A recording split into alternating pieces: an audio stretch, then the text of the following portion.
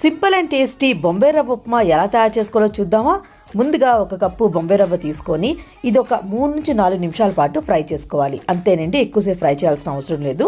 తర్వాత అదే కడాయిలోని ఆయిల్ వేసుకొని ఆయిల్ హీట్ అయిన తర్వాత ఆవాలు, జీలకర్ర, శనగపప్పు వేసుకోవాలి. శనగపప్పుని స్కిప్ చేయకండి, అది వేసుకుంటేనే బాగుంటుంది.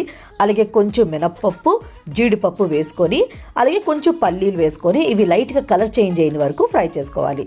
ఇలా ఫ్రై అయిన తర్వాత అల్లంని క్రష్ చేసుకొని వేసుకోవాలి. అలాగే ఎండుమిరపకాయలు, పచ్చిమిరపకాయలు, కొంచెం కరివేపాకు వేసుకోవాలి. తర్వాత కొంచెం ఉల్లిపాయలు వేసుకొని ఉల్లిపాయలు లైట్గా కలర్ చేంజ్ అయిన వరకు ఫ్రై చేసుకోవాలి. ఇప్పుడు తగినంత ఉప్పు వేసుకొని వాటర్ వేసుకోవాలి. వాటర్ ఇక్కడ మీరు 1 కప్పు బొంబాయి రవ్వకి 3.5 కప్పులు వాటర్ వేసుకుంటే పర్ఫెక్ట్గా సరిపోతుందన్నమాట. ఇలా వాటర్ మరిగిన తర్వాత రవ్వ అంతా ఇలా విడివిడిగా వేసుకొని వెంటనే కలుపుతూ ఉండాలి. ఇప్పుడు ఫ్లేమ్ని లో చేసుకొని మూత పెట్టుకొని ఒక 5 నిమిషాల పాటు కుక్ చేసుకోవాలి. లాస్ట్లో కొంచెం నెయ్యి వేసేసుకోవాలి. అంతే.